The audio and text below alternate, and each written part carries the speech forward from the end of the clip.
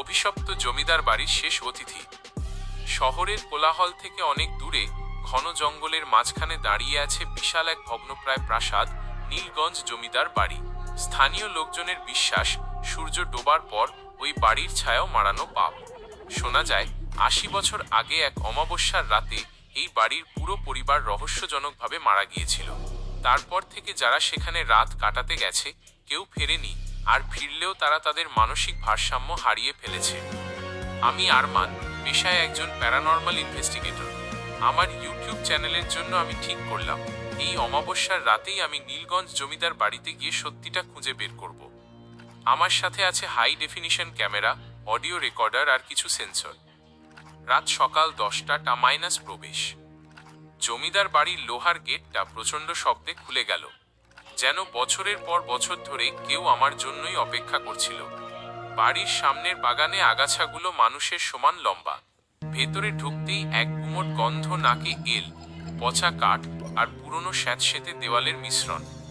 আমি ক্যামেরাটা অন করে বললাম, হ্যালো ভিউয়ার্স, আমি এখন নীলগঞ্জ জমিদার বাড়ির প্রধান হলো রুমে। চারিদিকে নিস্তব্ধতা, শুধু আমার পায়ের শব্দের প্রতিধ্বনি হচ্ছে। হঠাৎ আমার গায়ের লোম খাড়া হয়ে গেল। রুমের এক কোণ থেকে মনে হলো কেউ একজন ফিসফিস করে কিছু বলল। আমি থমকে দাঁড়ালাম, অডিও রেকর্ডারটা অন করলাম, কিন্তু সেখানে শুধু বাতাসের শোঁ শোঁ শব্দ ছাড়া আর কিছু নেই। রাত সকাল 11:30টা মাইনাস সিঁড়ির ওপরের রহস্য। আমি কাঠের সিঁড়ি বেয়ে দোতলায় উঠতে শুরু করলাম। সিঁড়িগুলো প্রতি পদক্ষেপে আর্তনাদ করে উঠছে। দোতলায় লম্বা একটা করিডোর, দুপাশে অনেকগুলো বন্ধ ঘর। করিডোরের একদম শেষ মাথায় একটা ঘর থেকে হালকা নীল আলো বের হচ্ছে। আমি সাবধানে এগোচ্ছি। হঠাৎ আমার থার্মাল ক্যামেরার স্ক্রিনে একটা অদ্ভুত জিনিস ধরা পড়ল। রুমের বাইরের করিডোরে কেউ একজন দাঁড়িয়ে আছে, কিন্তু খালি চোখে আমি কিছুই দেখতে পারছি না। ক্যামেরার স্ক্রিনে অবয়বটা লাল রঙের, যার অর্থ সেখানে প্রচুর তাপ বা শক্তি আছে। কে ওখানে? আমি চিৎকার করে জিজ্ঞেস করলাম। জবাবে করিডোরের সবকটা দরজা একসাথে সশব্দে বন্ধ হয়ে গেল। আমি একা অন্ধকারের মধ্যে আটকে গেলাম। আমার টর্চের আলোটা কাঁপতে শুরু করলো। ব্যাটারি ফুল থাকা সত্ত্বেও টর্চটা নিভে গেল। রাত দুপুর 12:15টা মাইনাস অমাবস্যার খেলা। পুরো বাড়িটা এখন মৃত্যুপুরীর মতো নীরব।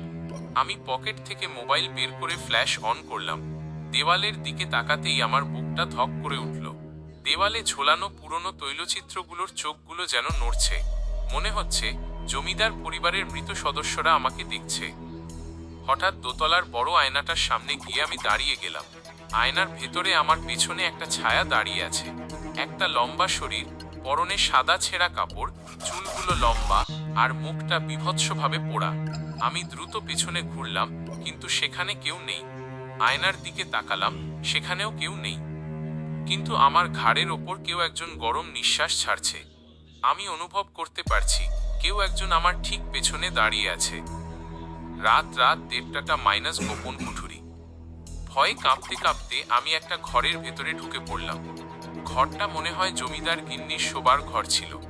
একটা পুরনো ট্রাঙ্ক খোলা অবস্থায় পড়ে আছে। তার ভেতরে অনেকগুলো পুরনো চিঠি আর একটা ডায়েরি। ডায়েরির পাতাগুলো উল্টাতেই আমি শিউরে উঠলাম। সেখানে লেখা ছিল, ওরা আমাদের ছাড়বে না। বাড়ির নিচে যে গুপ্তকক্ষ আছে সেখানে বলি দেওয়া হয়েছে অনেক নিরপরাধ মানুষকে। তাদের অতৃপ্ত আত্মা আজ আমাদের রক্ত চায়। আজ অমাবস্যা, আজই শেষ রাত। লেখাটা শেষ হওয়ার আগেই ঘরের কোণ থেকে একটা খিলখিল করে হাসির শব্দ এল। একটা বাচ্চার হাসি।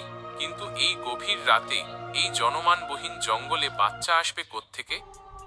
রাত পদের দ্বারা 1:45টা মাইনাস পাতাল ঘরের ডাক। হাসির শব্দটা অনুসরণ করে আমি বাড়ির নিচে নামতে শুরু করলাম। একটা সরু সিঁড়ি নেমে গেছে মাটির নিচে।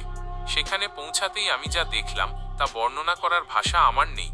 একটা বিশাল হলঘর, আর তার মাঝখানে একটা বড় পাথরের বেদি। সেখানে শুকিয়ে যাওয়া রক্তের দাগ। হঠাৎ ঘরের দরজাটা সশব্দে বন্ধ হয়ে গেল। বাতাসের চাপ বেড়ে গেল। আমার ক্যামেরার লেন্সটা ফেটে গেল একা একাই। আমি অন্ধকারে চিৎকার করতে থাকলাম, কিন্তু আমার গলা দিয়ে কোনো শব্দ বের হচ্ছে না। আশেপাশের অন্ধকার থেকে একে একে অনেকগুলো ছায়া বেরিয়ে আসতে শুরু করলো।